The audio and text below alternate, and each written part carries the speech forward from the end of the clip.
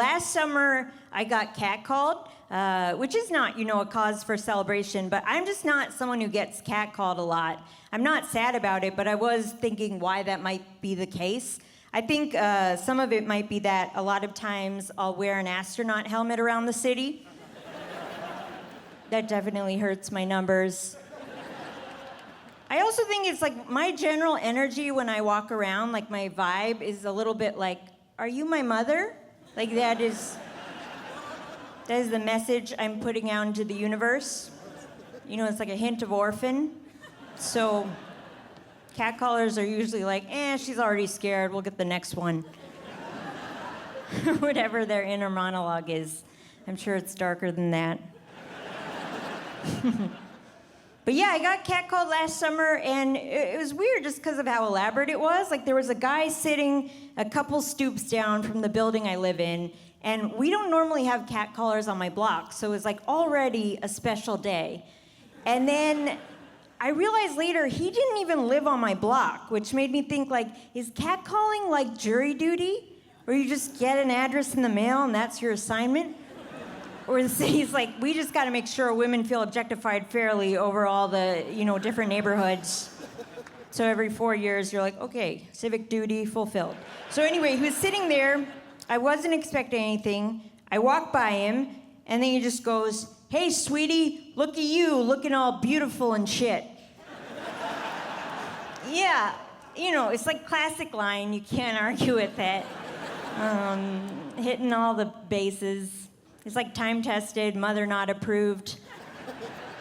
I didn't say anything, like I didn't know how to react. Like I have barely developed a script for when people I know are like, hey Aparna, how's it going? So it's like anything outside of that, it's like I can't, I'm not ready, I'll never be ready. So I walk by him, and then he keeps talking to me. He's just like, oh, I see you. I was like, okay, great. I think that's the baseline of what we've established here. We both see each other. Thank you for naming it. And then I keep walking, and he's just like, there you go. I was like, is he just gonna keep narrating my day? Very unimaginatively.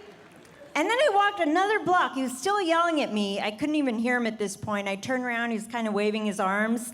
I was like, you know what? Maybe he's just workshopping today, It's not even what he's saying, it's just he's trying to run some new angles, keeping his game sharp. And then I had coffee with a friend. I was gone maybe an hour. I turned around, came back. He was sitting in the exact same place. I was like, great, this is my nightmare. Maybe he won't say anything. I walked by him again, and he just goes, Skinny Bones, is that you? Which, was such a departure from his previous work. It was like a total genre shift. It was like while I was gone, he had moved into a new period as an artist. That it totally caught me off guard. And my first impulse was to laugh, but I was like, no, you can't give him anything. Even though I will be honest, he did make my college eating disorder blush. I was like, thank you. It's too much, please. No. I was like, nope, and I sort of scurried by him, and then he was just like, Skinny Bones. Like we had this shared history that I wasn't acknowledging. He was like, you remember me, we go back at least 45 minutes. Don't deny your roots. And I was just like, nope, nope, nope. And I sort of walked up the steps to my apartment. As I went in the door, I just heard one last sad, resigned, Skinny Bones.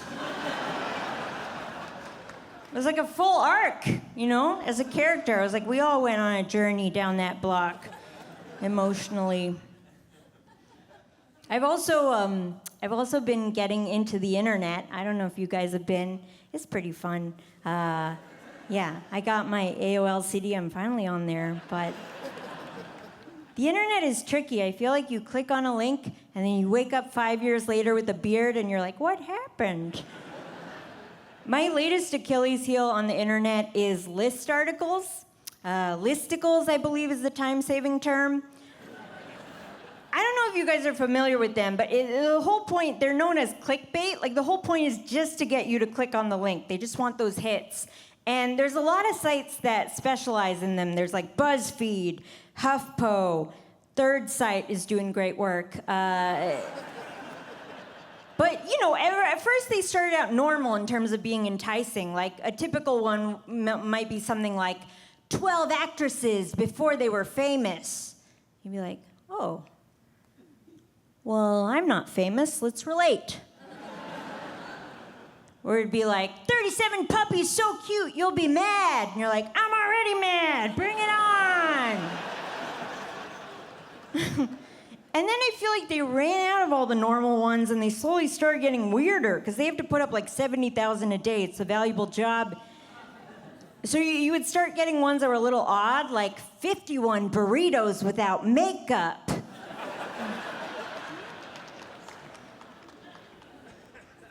Guess there has to be some airbrushing involved. Or it'd be like 300 ways to prove you're real. Am I real? Better check 100 of those. I can't wait till they run out of all the weird ones and it just comes back full circle to mundane again. And it's just like, the 10 Commandments!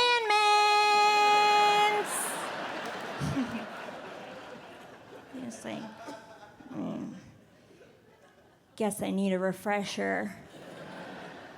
Or just like, 2 birds. Is that even a list? Mad again. Still have to look.